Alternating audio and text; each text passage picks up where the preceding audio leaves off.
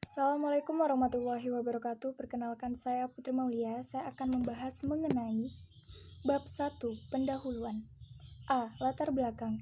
Etika merupakan cabang falsafah dan sekaligus merupakan cabang dari ilmu kemanusiaan humaniora.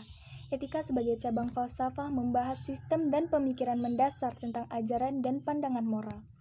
Etika sebagai cabang ilmu membahas bagaimana dan mengapa kita mengikuti suatu ajaran moral tertentu. Etika sosial meliputi cabang etika lebih khusus seperti etika keluarga, etika profesi, etika bisnis, etika lingkungan, etika pendidikan, etika kedokteran, etika jurnalistik, etika seksual, dan etika politik. Pancasila merupakan nilai dasar yang menjadi rambu-rambu bagi politik hukum nasional. Nilai-nilai dasar itu kemudian melahirkan 3 kaidah penuntun hukum yang harus dijadikan pedoman dalam pembangunan hukum. 3 kaidah itu meliputi: 1. Hukum nasional harus bertujuan dan menjamin integrasi bangsa, baik secara teritorial maupun ideologis. 2. Pancasila sebagai dasar negara Indonesia, sebagaimana dikemukakan oleh Hans Kelsen, merupakan grand norm, ataupun menurut teori Hans Nawiaski disebut sebagai Staatsfundamental Norm. Dalam hal ini, menurut A. Hamid S. At-Tamimi secara eksplisit bahwa Pancasila adalah norma fundamental negara Republik Indonesia. 3. Pancasila memegang peranan dalam perwujudan sebuah sistem etika yang baik di negara ini. Di setiap saat dan di mana saja kita berada, kita diwajibkan untuk beretika di setiap tingkah laku kita. Seperti tercantum di sila kedua pada Pancasila, yaitu kemanusiaan yang adil dan beradab. Sehingga tidak dapat dipungkiri bahwa kehadiran Pancasila dalam membangun etika bangsa ini sangat berandil besar. Oleh karena itu, penulis akan menjelaskan kedudukan dan implementasi Pancasila sebagai sistem etika dalam kehidupan berbangsa dan bernegara di Indonesia dalam bentuk makalah dengan judul Pancasila sebagai Sistem Etika dalam Kehidupan Berbangsa dan Bernegara di Indonesia. B. Rumusan masalah. 1. Apakah Pancasila sebagai nilai dasar negara Republik Indonesia? 2. Bagaimana implementasi Pancasila sebagai sistem etika dalam pelaksanaan pemilu dalam kehidupan sehari-hari? Assalamualaikum warahmatullahi wabarakatuh. Saya Ar-Rahman. Saya akan menjelaskan tentang bab 2 pengertian etika. Etika adalah kelompok filsafat praktis atau filsafat yang membahas bagaimana manusia bersikap terhadap apa yang ada, dan dibagi menjadi 2 kelompok. Etika merupakan pemikiran kritis yang mendasar ajaran-ajaran dan pandangan-pandangan moral. Etika adalah ilmu yang membahas tentang bagaimana dan mengapa kita mengikuti suatu ajaran tertentu atau bagaimana kita bersikap dan bertanggung jawab dengan berbagai ajaran moral. Kedua kelompok etika yaitu, yang pertama etika umum, yang kedua etika khusus. Etika umum mempertanyakan prinsip-prinsip yang berlaku bagi setiap tindakan manusia. Pemikiran etika beragam, tetapi pada prinsipnya membicarakan asas-asas dari tindakan dan perbuatan manusia, serta sistem nilai apa yang mengandung di dalamnya. Yang kedua, etika khusus membahas prinsip-prinsip tersebut di atas dalam hubungannya dengan berbagai aspek kehidupan manusia, baik sebagai individu maupun makhluk sosial. Norma dan moral. Pertama, pengertian nilai. Nilai atau value adalah kemampuan yang dipercayai yang ada pada suatu benda untuk memuaskan manusia. Sifat dari suatu benda yang menyebabkan menarik minat seseorang atau kelompok. Nilai bersumber pada budi yang berfungsi mendorong dan mengarahkan atau motivator sikap dan perilaku manusia. Nilai sebagai suatu sistem merupakan salah satu wujud kebudayaan di samping sistem sosial dan karya. Pandangan para ahli tentang nilai-nilai yang terdapat dalam masyarakat. Pertama, ada Alford mengidentifikasikan nilai yang terdapat dalam masyarakat menjadi 6 macam. Pertama, nilai teori, nilai ekonomi, nilai estetika, nilai sosial, dan nilai politik, serta nilai religius. Max Heller mengelompokkan menjadi 4 macam, yaitu nilai kenikmatan, nilai kehidupan, nilai kejiwaan, serta nilai kerohanian. Notonagoro membedakan nilai menjadi 3, yaitu nilai material, nilai vital, dan nilai kerohanian. Nilai berperan sebagai pedoman menentukan kehidupan setiap manusia. Nilai manusia berada dalam hati nurani, kata hati, dan pikiran sebagai suatu keyakinan dan kepercayaan yang bersumber pada berbagai sistem nilai. Pengertian norma. Norma adalah perwujudan martabat manusia sebagai makhluk budaya, moral, religius, dan sosial. Norma merupakan suatu kesadaran dan sikap leluhur yang dikehendaki oleh tata nilai yang dipatuhi. Oleh karena itu, norma dalam perwujudannya norma agama, norma filsafat, norma kesusilaan, norma hukum, dan norma sosial. Norma memiliki kekuatan untuk dipatuhi karena adanya sanksi. Norma-norma yang terdapat dalam masyarakat antara lain norma agama adalah ketentuan hidup masyarakat yang bersumber pada agama. Norma kesusilaan adalah ketentuan hidup yang bersumber pada hati nurani, moral, atau filsafat. Norma hukum adalah ketentuan-ketentuan tertulis yang berlaku dan bersumber pada UU suatu negara tertentu. Norma sosial adalah ketentuan hidup yang berlaku dalam hubungan antara manusia dalam masyarakat dan pengertian moral. Pengertian moral berasal dari kata mos atau mores yang sinonim dengan kesusilaan, kelakuan.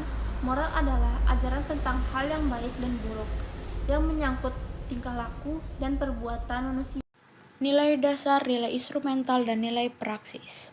Yang pertama, nilai dasar. Nilai dasar, meskipun nilai bersifat abstrak dan tidak dapat diamati oleh panca indera manusia, namun dalam kenyataan nilai berhubungan dengan tingkah laku manusia. Setiap memiliki nilai dasar, yaitu berupa hakikat, esensi, intisari, atau makna yang dalam dari nilai-nilai tersebut. Nilai dasar bersifat universal karena menyangkut kenyataan objek dari segala sesuatu, contohnya tentang hakikat Tuhan, manusia, serta makhluk lainnya. Yang kedua, nilai instrumental. Nilai instrumental adalah nilai yang menjadi pedoman pelaksanaan dari nilai dasar. Nilai dasar belum dapat bermakna sepenuhnya apabila belum memiliki formulasi serta parameter atau ukuran yang jelas dan konkret. Yang ketiga, nilai praksis. Nilai praksis merupakan penjabaran lebih lanjut dari nilai instrumental dalam kehidupan yang lebih nyata. Dengan demikian, nilai praksis merupakan pelaksanaan secara nyata dengan nilai-nilai dasar dan nilai-nilai instrumental. Perkenalkan, nama saya Damayanti Manalu. Di sini saya akan melanjutkan presentasi yang disampaikan oleh rekan saya tadi. Baiklah, saya akan menjelaskan tentang aplikasi nilai dalam kehidupan sehari-hari. Dalam kehidupan kita akan selalu berhadapan dengan nilai, norma, dan juga moral.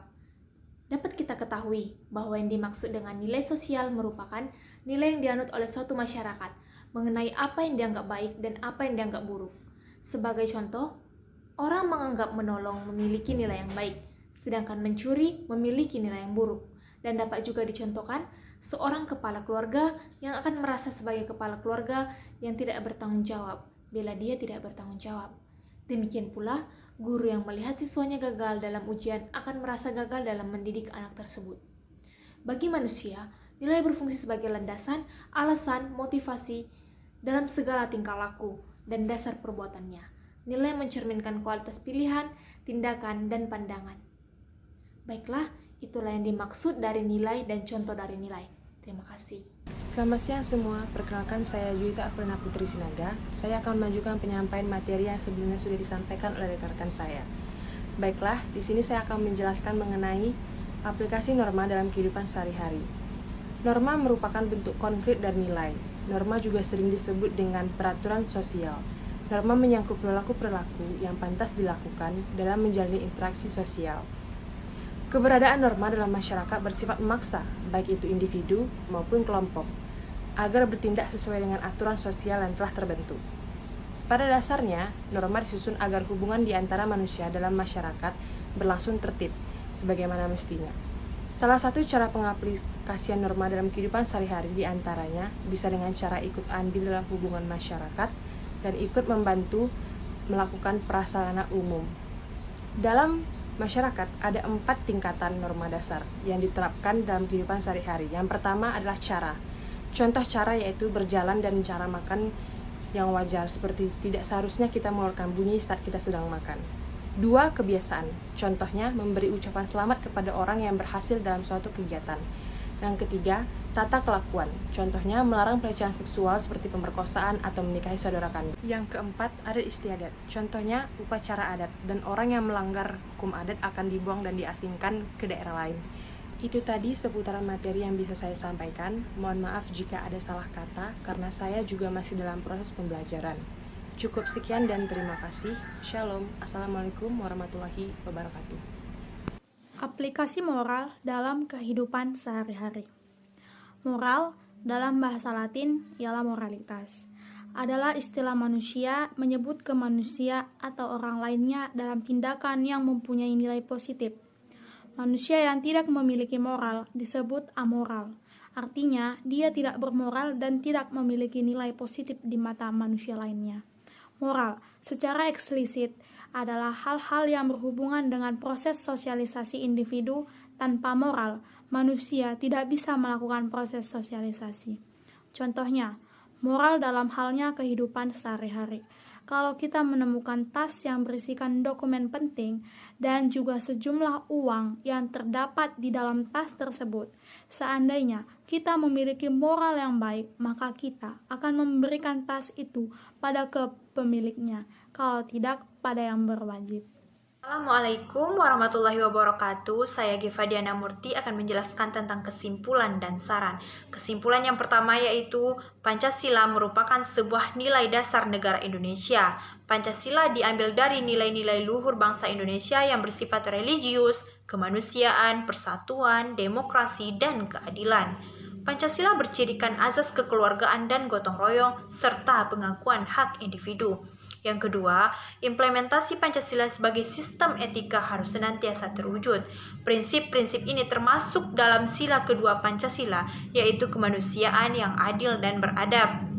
Hal ini dapat ditegakkan dengan mengimplementasikan prinsip konstitusionalisme dan penyelenggaraan pemerintahan Republik Indonesia. Yang kedua yaitu ada saran. Yang pertama, Pancasila seharusnya menjadi azas serta pijakan bagi bangsa Indonesia dalam berperilaku dan perbuatan. Yang kedua, pada setiap aktivitas kehidupan di Indonesia, warga negara harus bisa melaksanakan perilaku sesuai dengan nilai-nilai Pancasila, baik dalam kehidupan pribadi maupun berbangsa dan bernegara.